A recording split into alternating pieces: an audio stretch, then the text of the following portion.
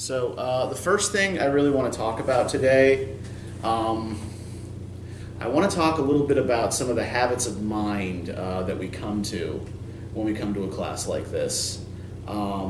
Things we bring with us from high school, things we bring with us from our previous education, things we bring with us from our daily lives that can sometimes make, say, getting through a paper writing assignments successfully a little bit difficult. Right, so how many of you have ever heard the phrase, or used the phrase, "that's just common sense"? Okay, most of you, right? Okay. When we say that something is common sense, what do we mean by this? Something that should be obvious. You don't have to explain it. Yeah, okay, it's something that should be obvious, right? I shouldn't have to explain this to you, you should just know this. Now, is what is obvious to us necessarily going to be obvious to other people? Should be. Well, what if you're talking about somebody who comes from a very different upbringing than you do? Right? Someone who comes from a different, maybe comes from a different place, didn't grow up with the same, rules and social mores you did, doesn't realize maybe when they're doing something rude, right? Common sense is a really, really subjective idea. And the sorts of things we tend to think other people ought to know are based largely on the things that we already know and that most of the people around us know. But that is very much determined by environment and by socialization. So, for example, right, as you can probably tell, right, I am not from here. So when I first moved, from Washington, D.C. to Southwest Georgia, there was a lot of culture shock. A lot of things I simply wasn't used to. It was not normal for me, for example, to know that a lot of my neighbors were walking around armed all the time, right? Oh yeah, if you're from DC. Yeah, even if the gun wasn't loaded or whatever, right? Like generally, people didn't carry guns around openly where I had last lived, right? Or where I grew up. What do you think the first question people asked me when I moved here was? Well, first or second question? Where you're from. Okay, that was usually first, right? What made you move? That was actually not a question I got very often. Why did you choose Georgia? I got that a lot from students, yeah. Why'd you come here? I feel like they would ask you something crazy like, do y'all have sweet tea up there or something? Or like, No. No? There was less curiosity about where I was from and more curiosity about whether I had found a church home yet. Yeah. That was a question I got from just about everybody I met. It's very important. And it really bothered me at first, right? Not because people from the Northeast are necessarily less religious than people elsewhere in the country, but religion is talked about a lot differently, right? And it's compartmentalized in very different ways. People in the Northeast tend to be much less openly religious than people in the South, and it's largely because it's considered just like a matter of private conscience, right? It's nobody's business where you go to church or whether you go to church. So when people were asking me if I'd found a church home yet, right, I was misinterpreting the question. I was taking, what was meant to be a welcoming gesture, and I was treating it as something invasive, right? It's like, why are you trying to get into my private business? Because this was something that was strange to me, right? It was not common sense to me. It was not normal to me to ask people where they went to church. So we have a tendency to naturalize, that is, to treat as normal,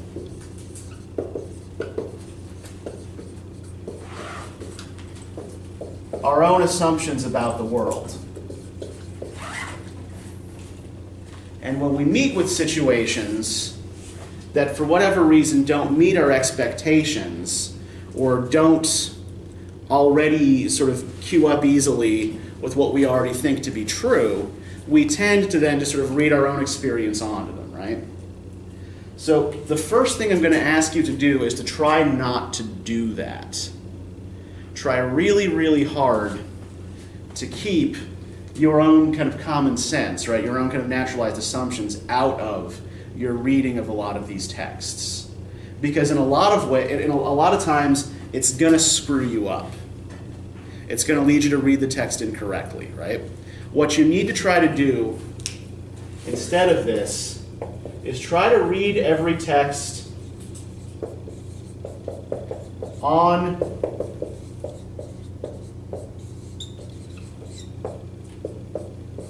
its own terms, right? Figure out what kind of value system the text itself is coming from, right? Use cues within the text to figure out which characters or ideas you're supposed to side with and which the text wants you to disagree with, right? Try to figure out what the text is actually trying to persuade you of, rather than sort of simply assimilating it to your already pre-existing worldview, right? This is hard to do, right? This is a really difficult thing to do, but it's something that I'm gonna need you guys to try to practice. One way we can do this is to try to cultivate what the poet John Keats called negative capability.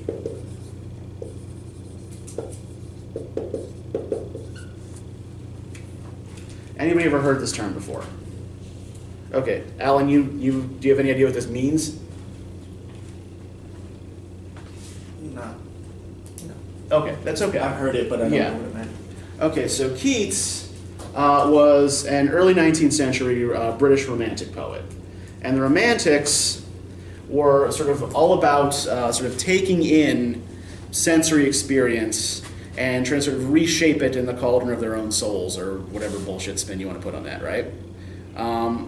So negative capability is, for Keats, really about comfort with uncertainty, right? Instead of looking at something and trying to determine right away what the right or wrong way to think about it or the right or wrong way to feel about it is, you sit with it for a little while, you remain objective, and you just think, right? You just think through what it is you're looking at, think through its values, think through what it seems to regard as important, and then make your judgments. All right, Daisha, do you have a hand I up? was gonna ask if he was the one who wrote the spinning gyre, but it's not him, it's William. No, you're thinking of Butler. William Butler Yeats. Yeah, it's about a century later. Yeah. Yeah, that's what Yeah. I remember, like, I think, I was like, no, I think. Yeah. No, Keats is the Ode on a Grecian Urn, To Autumn, things. Yeah, things like that. Yeah. Died of tuberculosis. Sounds nice. Oh yeah, yeah. Horrible way to die, Yeah. I would imagine. But yeah, so basically what I'm asking you to do is, everything you look at, right, sort of keep an open mind and let the text guide you to what you're supposed to think about it, right? To give you an example of this, one of the stories that I often assign in this class is A Good Man is Hard to Find by Flannery O'Connor. Any of you ever read that before? Did any of you read it in high school? Okay, a couple of you did, right? Terrible. I'm sorry that you don't like it. I like it, but it's Mm-hmm. it's not what you His expect. wife was dumb. She was a cabbage. Well, He married a cabbage. okay, cabbage or not, the reason I raise this point right now, right? The main character in that story is a grandmother, right? And throughout the story, the grandmother behaves childishly, selfishly, and says a lot of pretty damn racist things as well, right? So the grandmother is set up as someone who does not really deserve our respect. Someone who doesn't deserve, who we're not supposed to like. And yet, because we're so acculturated to respect our elders, I often get, papers in which students complain about how the children don't respect the grandmother. even though the story clearly doesn't want you to respect the grandmother, right? So what I'm trying to tell you here is, right, do what the text, follow the textual cues. Don't follow your own cultural cues.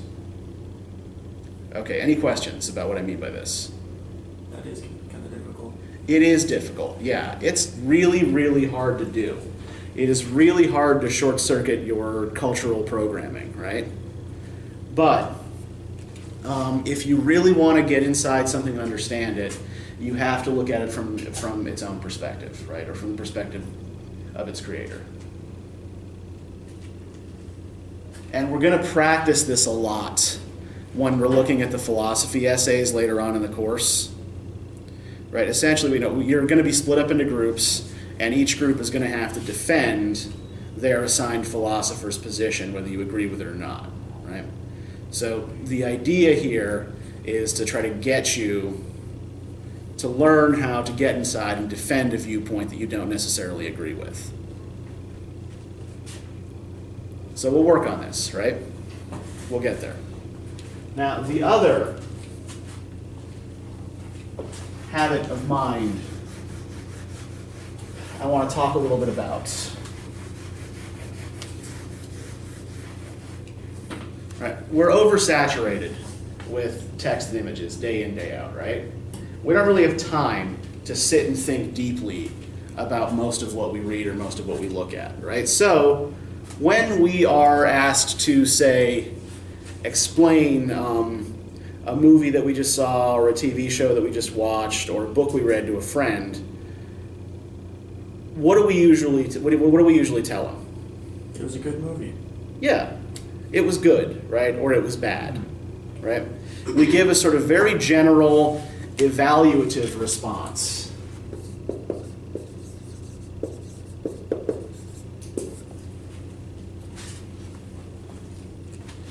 You should watch this or you shouldn't watch this. You should read this or you shouldn't read this, right? What I want you guys to try to do is avoid too much the like-dislike thing when we read something in this class, or when we look at something in this class, right? I'm not particularly interested in whether you like or dislike it, and if all you're having is a sort of emotional response to it, then you're not really thinking about the parts and how they fit together, right? You're just thinking about whether you got personal pleasure out of this or didn't. So one thing we can do to be less evaluative is to be more specific.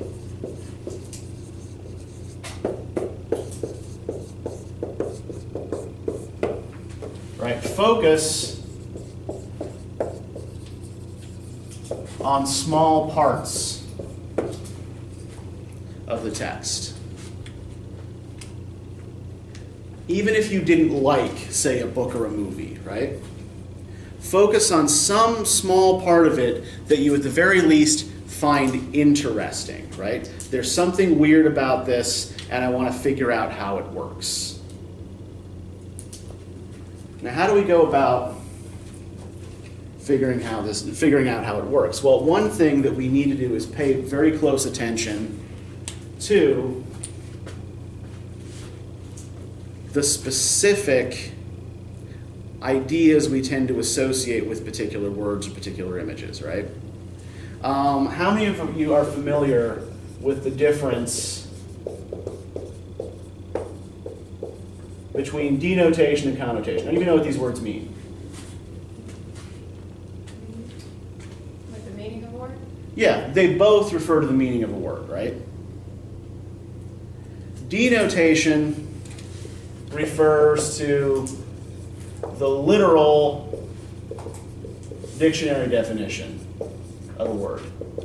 And I'm guessing the other one's how it's It's meaning in that association situation, or the context. way the makes you think of something else. Yeah, you're both right? The connotation is the associated ideas that a particular word or image conjures up, right? So if I, for example, place in front of you the word rose, right? What would be the denotation of that? Flower. Yeah, right? Flowering plant, right? Usually red petals, fragrant thorns, right? Okay. What ideas do we associate with the rose? What are the connotations of rose? What's that? Romance. Yeah, that's the big one, right? We associate the rose with romantic love. Good. What else? Other ideas we associate with rose. Okay, beauty. I heard somewhere that a white rose means death. Death. Okay. I had actually not heard that, but I'll take your word for it. Purity. Okay, yeah, it can be a purity symbol as well, right? Particularly in certain religious traditions. Do we tend to associate the rose with masculine or feminine beauty? Feminine. Feminine beauty, yeah.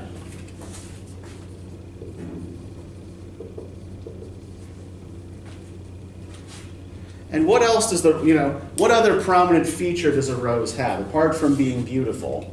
It has thorns. The thorns, right? So there's an association, of love, beauty, eroticism mingled with pain and danger, right?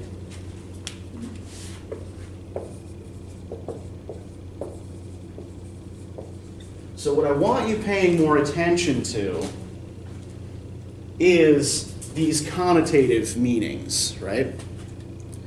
When you read a text, watch a movie, watch a TV show, whatever, right? I want you to pay attention not so much to what words literally mean, but to the sorts of things that they suggest. Now, words kind of go on a scale from what we call abstract to concrete.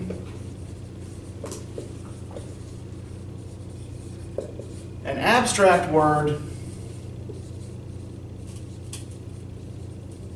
is conceptual, right?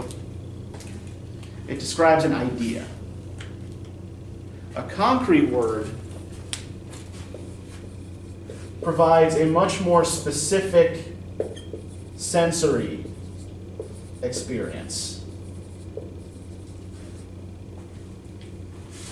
Now, there's no such thing as a purely abstract word or purely concrete word, right? Like I said, it's a continuum, right? Words are either more abstract if they're more conceptual, or more concrete if they're more kind of referring to a physical reality, right? So the more specific a word gets, the more concrete it is, right? So if I give you the words hibachi and grill, which is more concrete and which is more abstract? Hibachi is more abstract. Why would you say hibachi is more abstract? Because I don't know the actual definition of it. Okay. I'm just assuming Okay. it has to go with All right. So the grill. you're talking out of your ass. I've seen a grill before. I know what Okay. a grill is. It's I would real. say hibachi is more concrete because it's a specific type of food that you. I would Well- agree with that. Well, does the hibachi refer to the type of food, or does it refer to the thing it's cooked on? It's the way it's cooked. It's the thing it's cooked on, right? Yeah. A hibachi is a small Japanese charcoal grill. So a hibachi, Yeah, I knew that. Hurt my soul right there. Why didn't you tell me that? I don't think I've done you any harm by telling you that. Hurt my soul. So hibachi, yeah, is a small Japanese charcoal grill, right? That's what it is. So hibachi is more concrete than grill, right? It's talking about a specific kind of grill. What about red and crimson? Which is more abstract and which is more concrete? Red is Red is abstract. Okay, red is more abstract, right? Why is red more abstract? Because it's different just shades. broad, Yeah. type, like includes all the Yeah, reds. any shade of red, right? Any shade of red at all, right? Whereas crimson refers to a specific shade. And we will have more sort of, like, there are more connotations we can attach to crimson, right? More specific connotations than we would attach to red, right? For example, we associate the color crimson often like with blood or with violence, right? Crimson Tide and all that, yeah. All right, good times. So what I'm going to do now, right, I'm going to put 3 words up on the board, and what I want you to tell me is whether these words mean the same thing or not, right? I feel like there's a trick question coming. Okay, I can say no.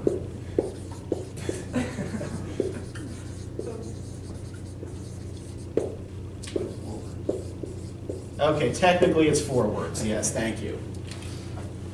Do these all mean the same thing? No. No. Yeah. No. It Okay. depends on the way you use it. Yeah. Yeah, it's the. Because when I get hurt, I Uh-huh. say I say the first. Yeah. Yeah, but if we're speaking, if we're again just talking about literal denotation, right? These 3 words all refer to the same body function, right? Yes. But we do not use them in the same situations, right? No. Yeah. Yeah. These are sort of different. Go ahead. You wouldn't curse say all bowel movement. No, you wouldn't, right? Bowel movement is more like, I don't know, medical than defecate. I mean, That's you have to be a pretty smart person to use that in the term. I Yeah. yeah. the bathroom, just defecated. So what we have here, right? We have scientific term, right? Polite euphemism, which refers to the motion of your body rather than to the horrible thing itself, right? And what we regard as a vulgarity. And yeah, we use all these words to refer to the same process and the product of that process, but we do not use them in the same situations. Now, does anybody know why we have these different words for the same thing to be used in like the historical reasons for this? Didn't back, in the day, like different levels of class, they spoke different types of English. Yeah, absolutely. That's absolutely correct, right? That these are all determined by their class origins. So does anybody know what happened in England in the year 1066? Rome fell into bricks. Pardon? Was it? I know Rome fell. Okay, well, Rome had fallen a long time. Had fallen a long time before. 1066 Rome fell into bricks, and then the Byzantine Empire was made. All right. What were you about to say something, Daisha? Isn't that the time whenever there was? I'm trying to think. I know because I think it was like during. It wasn't whenever they started having the movement to industrialization. No, It was this is like long whenever before. there was a plague or. No, yeah, it's not a plague. It's not a plague that's the issue here. 1066 was the year of the Battle of Hastings. What happened here, right? An invading army from northern France, led by the Duke of Normandy, whose name at the time was William the Bastard, they defeats a native English army, conquers the country. Wait, the French actually won a war? This was in 1066. Oh, they hella won. They hella won. Anyway, William gets to get people to stop calling him the bastard, start calling him the conqueror. So that's nice for him. But the other effect of this, right, is that the language of the aristocracy in England becomes French. So anything that has to do with court matters, with the aristocracy, is now in French. If we look at English today, right, a lot of our legal terms are in French. A lot of our military terms are French. If you look for example, like military ranks, right, captain, lieutenant, marshal, general, they're all French words, or they're all words of French origin. Even cooking words and fashion words, largely drawn from French, right? To give you an example,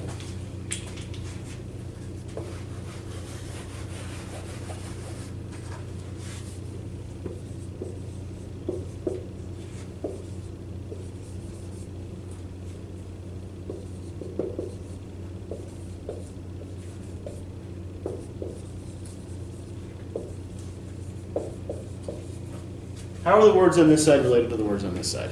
The animal versus to the type of meat that produces. they produce. Yes. Beef Oh, produces I wool. screwed this up. Yeah. All right. Beef makes wool. Yeah. Right. Yeah, I guess So you yeah, know. the animal on this side, the meat on this side, right? All of the words for the meats are of French origin, right? The French word for bull is bœuf. The French word for sheep is mouton. So the animal retains the English name, pardon? Sorry to interrupt. Do you have the key to the computer lab? I don't. Sorry. Okay, thank you. Right, so the animal retains the English name. The food that comes from the animal gets the French name. Why is that? Well, because the English peasant raises the animal to be prepared for the French lord's table, right? So we see class issues at play. This is also why we consider a word like shit vulgar. If I was to just sort of dance up here for 45 minutes and just say shit, shit, shit, shitty, shit, shit, shit, shit, shit, shit, and do nothing else this class period, I should probably be fired, right? It would be extremely irresponsible of me, and it should probably cost me my job. But are there going to be any sort of cosmic consequences for doing that? No. Is lightning going to strike me down? No. I mean, No. maybe 10 years from now. God's divine plan. Okay, the answer is no, right? No, there are going to be no cosmic consequences for me because this is just a word, right? I'm not going to be punished for saying it. My mother is not going to come through that door and wash my mouth out with soap, right? The reason we consider certain words, particularly words for body functions, vulgar, is because they were peasant words, right? Shit, fart, piss, right? These are just Old English words for ordinary body functions. We consider them vulgar because they were spoken by low-class people. Now, what about defecate? Where does that come from? We talked about English and French here, right? What's the third language that has an enormous effect? Latin. Yeah. Most of our technical and scientific words come from Latin. Why? Who was speaking Latin? Romans. Well, the Romans, it was their language, right? But who was still speaking it in the 11th century? Scientists and, math people. Yeah, well, where would those scholars be in Europe in the 11th century? Where they The be? Greece. church, the Catholic Church. Yeah, in the church, exactly. Right? Latin was the official language of the Catholic Church, and thus became a kind of universal language of scholarship in Europe. So because of that, most of our technical terms for things are drawn from Latin. Right? So a lot of the history of a particular word actually tells you a lot about how we, like, if we look back at sort of like who used to speak particular words, it tells you a lot about the context we use them in now, right? Like the DNA of a word. Exactly. Yeah. Yeah. You're looking. Yeah. You're looking back at where it comes from, who used to speak it, and how that has shaped usage today, right? Right. So the whole idea here, right, though, is to think very, very carefully about words and what they mean, and to be specific in your particular language choices, right? I'm not particularly worried yet about your sort of formal paper assembling skills, right? Your ability to put together a full coherent essay. But I want you to be worrying about these particular details with everything that you read for this class thus far. Now, we talked last time about rhetoric, right? And how everything that you read, hear, see has a rhetoric, right? Everything is trying to persuade you of something.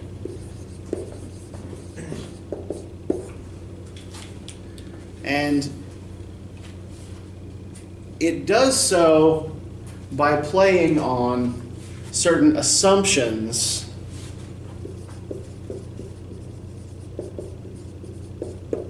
that it makes first about you, about what kind of person you are, about what your interests are, about what your values are, about what you care about, right? But it will also often make certain assumptions about reality and truth in general, right? It will take certain things for granted about how the world is or how the world works. So what I want us to do right now, I'm going to show you a couple of, like, one of the most obvious sort of pieces of rhetoric in contemporary culture is advertising, right? So I'm going to show you two fast food advertisements, one from when I was a kid in the 1980s, and one from much more recently. And what I want you to do, I want you to watch, and I want you to pay attention to specific images in these videos and the connotations that those images carry with them. And I want you to use that to try to figure out what assumptions these ads are making about their audience, right? Who do they think is the target audience for this ad or for this product? And what do they seem to be assuming to be true about reality more generally, right? What ideas are they sort of just taking for granted are true? Just write it down, or just like think about it. If it helps you to write stuff down, like write observations down, what I'm hoping we'll do first, right, is just start with observations, just write down observations as you're watching, and then as we talk, we'll sort of get through the whole assumptions and values thing. Okay. So prepare for an enormous blast of sentimentality. Already.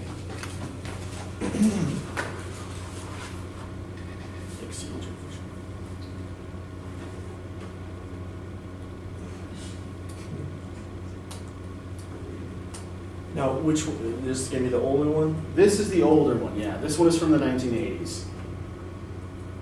Hard-nosed missing catcher, talk that you can get. Today we'll be reading chapters 3, 4. You could never win her over. Thanks, Judith.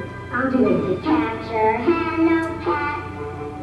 Forget the excuses, there's no way to reach her. The homework flew out the bus window. I didn't do it. Our only break was a substitute teacher. In Patch's absence, there will be no test. When things got wrong, I'll never forget it. She made us stick to it. She pushed and I knew you could do it. this is guilty friends and cover from your third grade. Hard-nosed missing catcher. It's been a year since we met you, and what we wanted to say is We'll never forget you.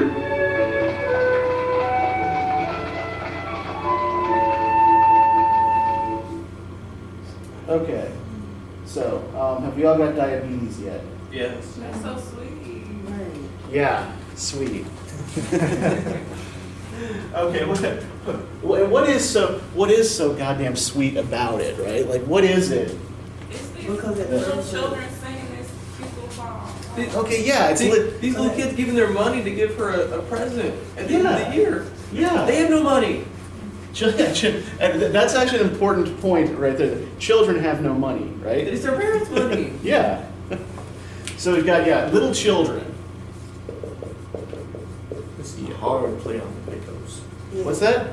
I said this is a hard play on your pathos. Yeah. Now what's pathos? A play on your emotions. Exactly. Yes. Pathos. Right there. Three appeals.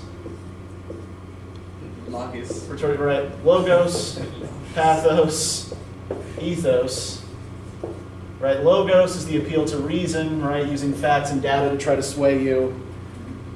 Ethos is the appeal to character, right? Demonstrating that you are a person with the proper kind of authority, training, education to speak on this issue. Pathos is just straight up raw appeal to your emotions, right? And yeah, this is like lots of little children here, right? What else could, if we sort of zero in on the children more specifically, what else can we say about the children? They didn't want to do it. What's that? She didn't like, she was making them do it. Okay, yeah, little children they're reluctant to work, right? What else can we say about the children?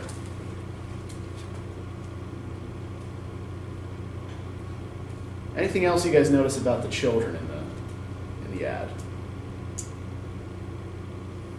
Like specifics or just like in general? Like Either. they're very, very general. Like they're in the classroom. Okay, yeah. They're of Yeah, elementary yeah, school good. age. Yep, classroom setting. Yep, elementary school.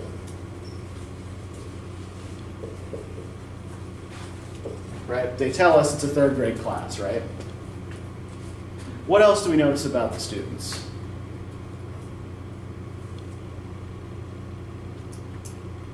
What do the kids look like? Unhappy. Okay, unhappy at first, right?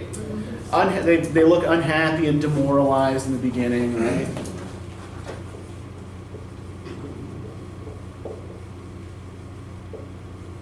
But then they get more cheerful as the ad progresses, right?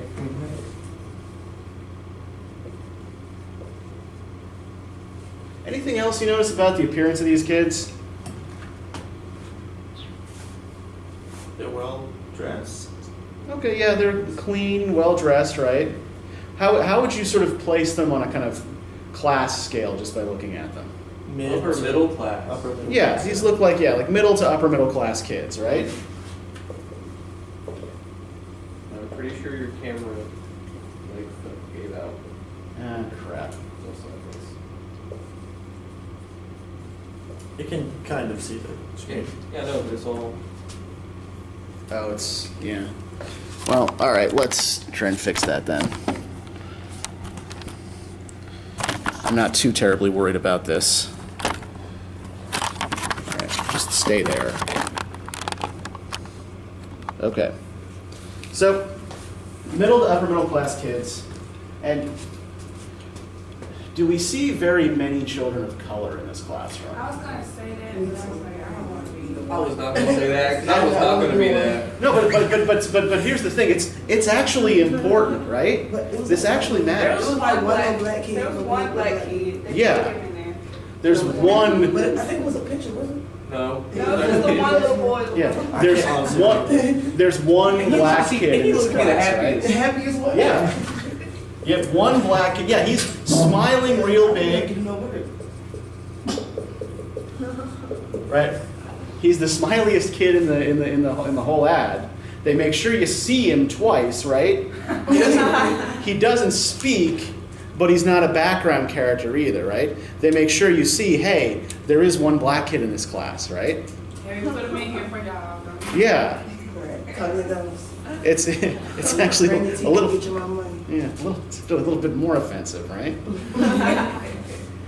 So, if we had to sort of figure out from sort of just what the class looks like, what the kids are like, where this was taking place, like generally, like what kind of community are we looking at here? Suburban.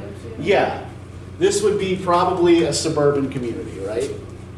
I think thinking about the era helps us with that as well, right? This is the 1980s, right? We kind of hit peak suburb in the 80s, right? So, yeah, suburban environment.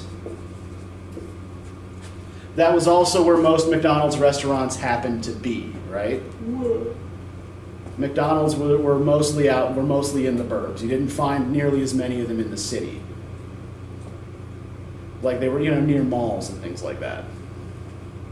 So, who do you think this ad is targeting, and what assumptions is McDonald's making about them? They're making, okay, so targeting middle class, suburban families, or just Okay, yeah. Middle class suburban families. I think that's very important to know, right? Are they directly targeting children? No. Why would you not directly target children? They don't have any money. Because as we said before, kids don't have their own money, right? Yeah. Kids don't have their own money, so you need to target their parents. And is a commercial about loving your teacher necessarily going to win over kids anyway? No.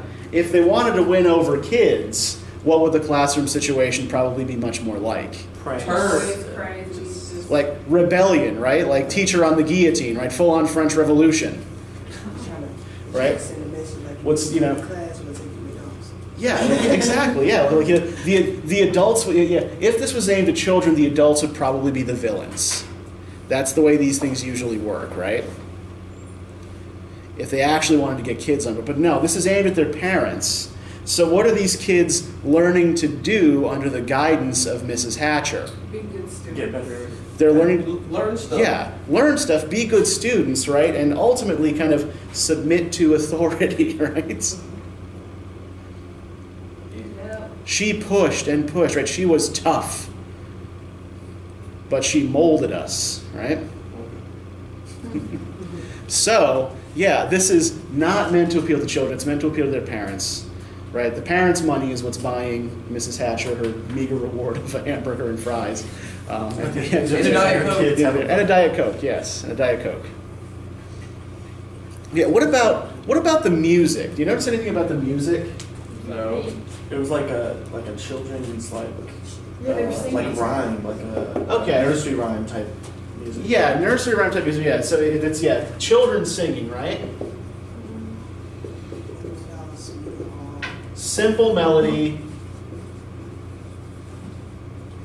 Right. Really, really treacly, like really laying it on thick. Is it one child singing or multiple children? Multiple. By the end, right? Yeah. Starts with one child singing when the kids are miserable, right? But as the kids get more comfortable with Mrs. Hatcher, everybody starts joining in, right? So we start with a single voice.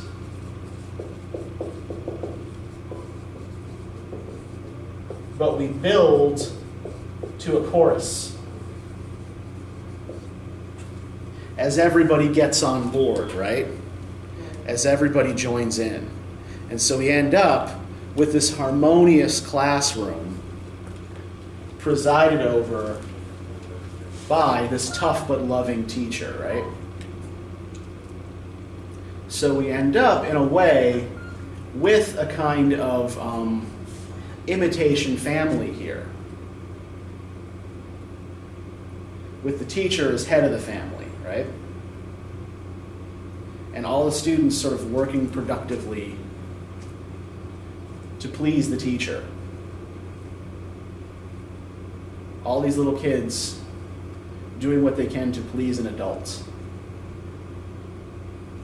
Now, we could also get into the kind of assumptions that this is making about reality more generally, right? Essentially, it's making, we're making the assumption that this is aimed at suburban parents who just want their kids to fucking behave, right? Just stop whining, do your goddamn homework, I'll buy you a hamburger. But it's also, it's making certain assumptions about the world as well, right? For example, what assumption is it making if we look at the composition of the class, right? What assumption, what's that? Only white people are going to be able to buy their McDonald's. Or only white people majority buy their food. Okay, yeah, they're assuming a predominantly white consumer base, right? In part, again, just because of where we are here. So they're assuming a predominantly white consumer base because the suburbs were, and in many places still are, predominantly white, right? What else are they assuming about the relationship between children and teachers? I think we get at this sort of when we note the children's attitude at the beginning, right? And they got the substitute inside the children when they going to do work. Yeah. When the teacher came back, they appreciate it. Yeah, exactly. Yeah, it's like that children have to be made to work, right? Have to be led to work, and kind of forced to the grindstone, right? So there's a sort of there's an assumption here as well that children left to their own devices are lazy and unproductive. Shoot, I'm lazy. That's what I am right now. I must still be a kid. God. And yes, so like the assumptions here, is a world of benevolent adults that's going to mold these children into fine citizens, right? So I'm going to show you another ad from more recently, and I want you to tell me what. Just wait and watch, all right? I want you to tell me what's different here. Duele. Ladies and gentlemen, introducing an indulgent melodic mocha melody. Like chocolate and coffee. You're gonna want to sip this to a straw. This isn't a kiddie sweet fix. It's a sophisticated stuffing that'll warm your soul and tingle your toes, whipping emotions like cream. Here, for the first time, drizzling chocolate in your ear, ready to hit your sweet spot is Dwelle. Sometimes you need a kiss in the middle of the day, baby. That sweet old kiss that ever come no way besides me. Oh, baby, got baby. A new sensation. Ooh, touch of sweet is just like the cream. Know what I mean? I love how you overtake me. I want you to experience the new sensation of the playroom today. A new vibration, like McDonald's Big Cafe. I'm living in time today. Oh yeah.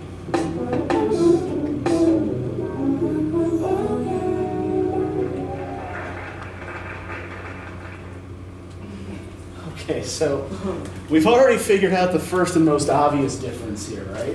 They're drinking coffee. Oh yeah, they're drinking coffee. That is important. But what's that? It's really dark. It is darker here. Does this look like any McDonald's you have ever been in? No, are you kidding? It's like a club. Yeah, it's like- Black people will probably go to anything with a lot of soul. So. Yeah. Now the music is definitely better, right? No. I think that's. Kneecap, yeah. That's Yeah, terrible. got I don't like either. But yeah, so yeah, nightclub setting, right? It's like, where are the plastic benches? Where's the clown statue? Where are the people in paper hats? Where's the slide, right? Where's the food? Where's the food? Yeah. No hamburgers or french fries in this, right? All we see, the only food product we see is the coffee, yeah. That's only what you think about. White girl. Yes, she's white. The white girl. Mm-hmm. Yeah, we've also, completely reversed the racial polarity of Three this white one, right? people. I didn't see any. When it was panning out from the black dude in the back, there was a white dude sitting forward, Yeah. and you could tell by his arms, and there was the white girl when it panned again. I thought she was like Indian. She's Yeah. not Yeah, white. they were, Yeah, I saw them. like, she There were was two They were white white, they people. were brown. Two white people and a Mexican. Okay. So, the patronage of the club here, those primarily people of color, right? Which And the I think whites it's took true. place in the classroom, but the blacks is in the club, nightclub. So. Yeah. what's And- like a jazz club? What else is conspicuously missing from this commercial that you will find in every goddamn McDonald's in America? children. No children in here, right? No children in this club. No children. Right? No little kids running around screaming, like squirting ketchup all over everything. That's why you go through the drive-through. Yeah. You don't have to deal with Okay, fair enough, right? Yeah. That's why you don't even buy them anything. You just say, go into the slides.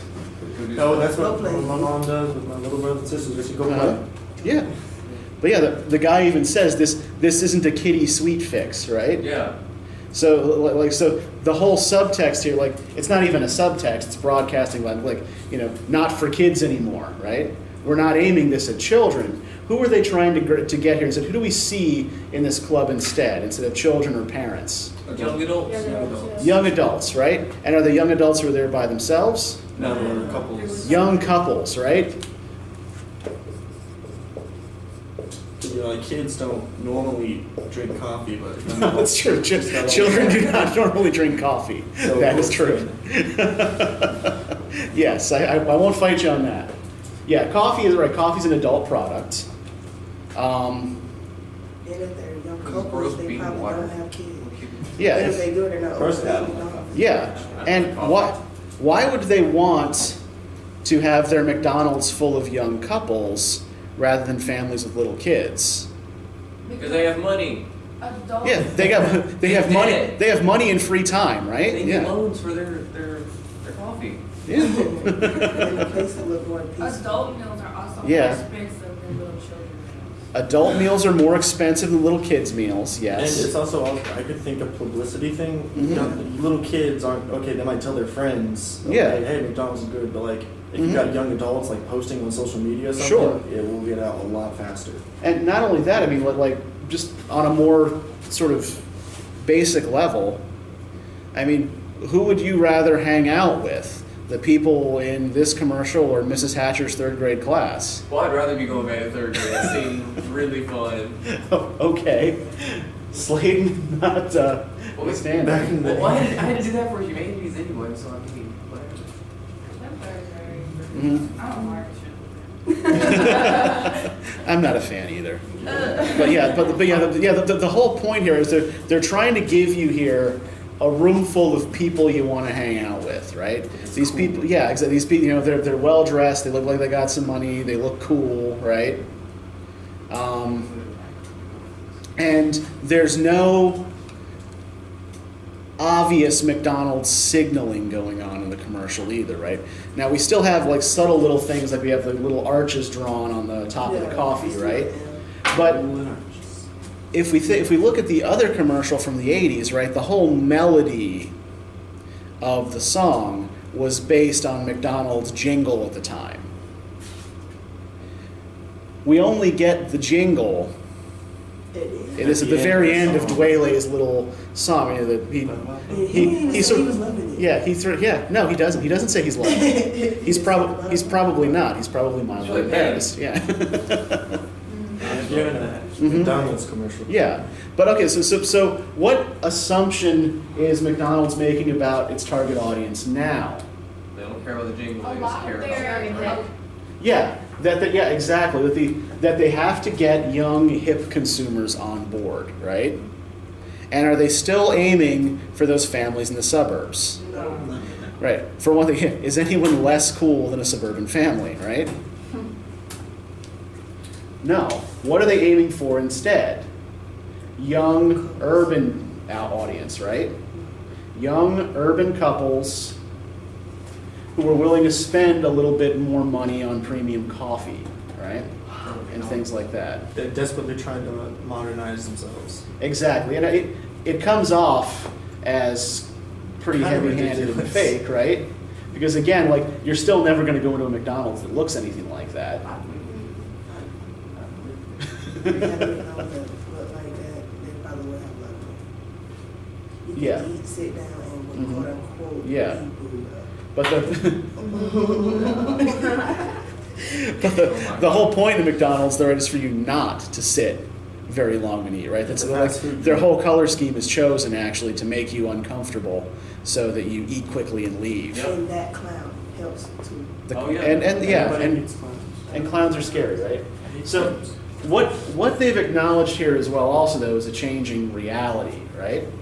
Now in the 80s, all the money and cultural cachet was in the suburbs, right? But we see here a shift in money and power moving from the suburbs back into the city, right? Even if people in the city aren't actually richer, than people in the suburbs. Right? They're having more fun and they're cooler. Right? That's the lifestyle people want to imitate now, or at least that's the lifestyle that McDonald's assumes people want to imitate now. And so that's what they put in the ad. When did this one come out? Maybe like 6 or 7 years ago. A lot of McDonald's commercials It's been on all much are time. like not lit. There was nothing about They that commercial. they show Yeah. like a lot of African American people in their commercials nowadays. Yeah. But now 2017, it had some with a couple white people in them. But yeah, I mean, and that marks a real shift as well. I mean, like, when I was a kid, you would almost never see a black person in a McDonald's ad. Now you see, a mostly black cast in a McDonald's ad, right? So, I don't, whether that suggests cynicism or racial progress on McDonald's part, that I can't say. Probably cynicism. I think so. Yeah. All right, one more thing I want to show you here. This is going to be a comedy sketch. And what I want you thinking about as you watch this, right, is It's a Lumberjack song. No. What? I want you to think about the assumptions that this sketch makes about our ideas of masculinity, right? I didn't want to be a barber anyway. I wanted to be a lumberjack. Leaping from tree to tree as they float down the mighty rivers of British Columbia. The giant redwood, the larch, the fir, the mighty Scots pine, the smell of fresh-cut timber, the crash of mighty trees. With my best girlie by my side, we'd sing, sing, sing. I'm a lumberjack and I'm okay. I sleep all night, I work all day. He's a lumberjack, he's okay. He sleeps all night and he works all day. I cut down trees, I eat my lunch, I go to the lavatory. Wednesdays I go shopping and have buttered scones for tea. He cuts down trees, eats his lunch, he goes to the lavatory. On Wednesdays he goes shopping, has buttered scones for tea.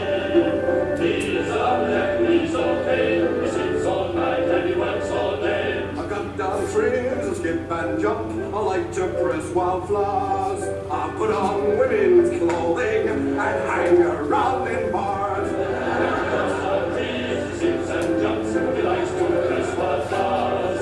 He puts on women's clothing and hangs around in bars. He's a black, he's okay, he sleeps all night and he works all day. I cut down trees, I wear high heels, suspended and abroad. I wish I'd been a girlie, just like my dear mama. I cut down trees, wear high heels, suspended and abroad. I wish I'd been a girlie, just like my dear mama.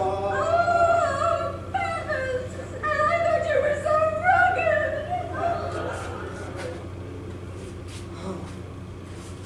Okay, so what's the assumption about lumberjacks, about that particular profession that this is playing on? A very rough, manly, grizzled.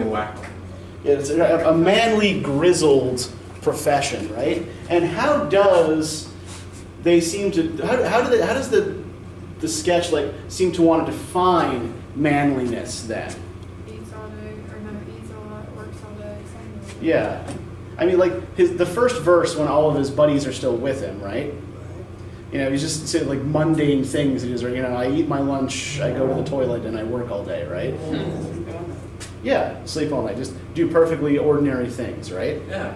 So when is it that his friends start to abandon him? When he said he goes to the bar in women's clothes. Okay, yeah. When he stops being conventionally manly, right? They start becoming suspicious of him when he starts saying, I like to press wildflowers, right? the moment there's sort of any suggestion of activities that are not stereotypically masculine, the Mounties start to get upset, right? Now, why does it matter that his buddies here are Mounties? What are Mounties? They're the guards from Canada. Yeah, they're police, right? The Royal Canadian Mounted Police.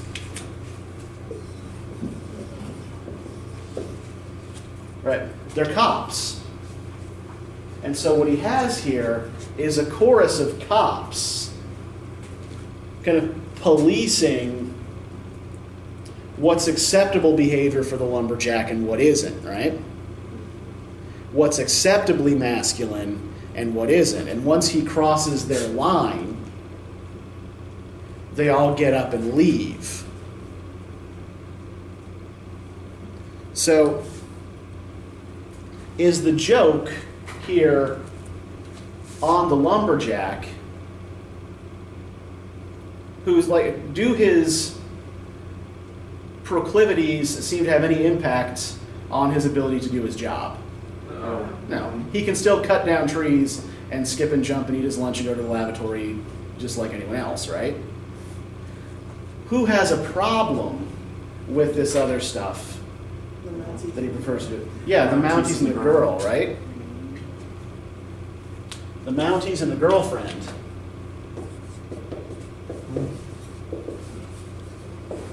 Want him to be something he's not. So the joke here is less on the lumberjack and more on a broader culture that tries to fit people into particular straitjackets, right? It's not the lumberjack who's silly and ridiculous here. It's the Mounties and the girlfriend, right?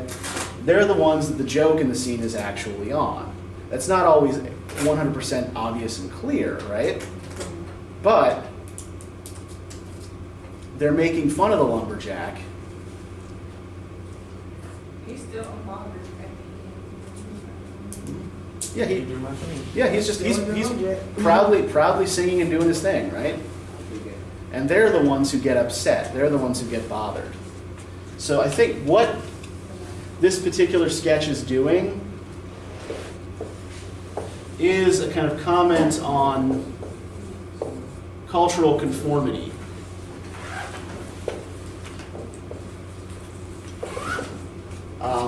And look, I mean, the way comedy usually works, right?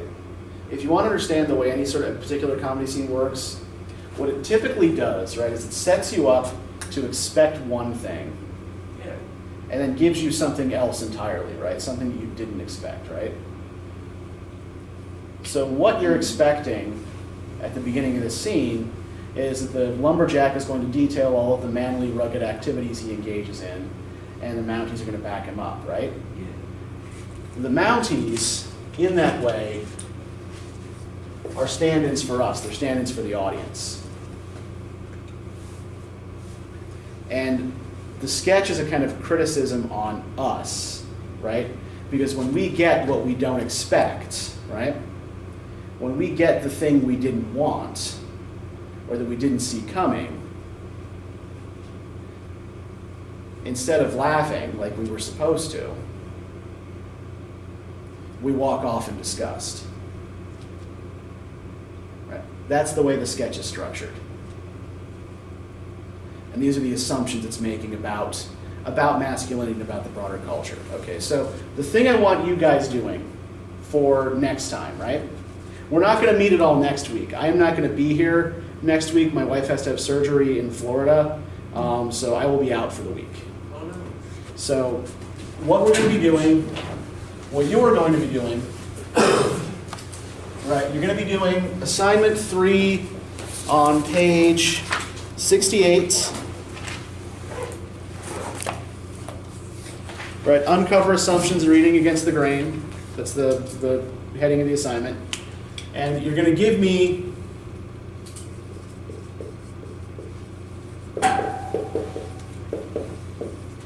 $250 words. I'm going to give you an article to read. I'll email it to you this afternoon, and you are going to tell me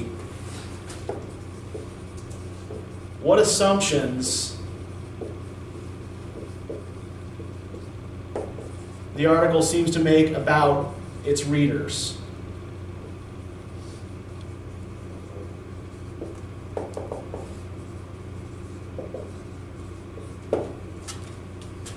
Right. What does this article think about you? What does it assume about you? All right, and that is all I have for you today. I know if, Daisha, you said that you needed to check this assignment against what you have, so feel free to come up and do that. Anybody else who needs to take a picture of the assignment or whatever, please feel free to do so. Pardon?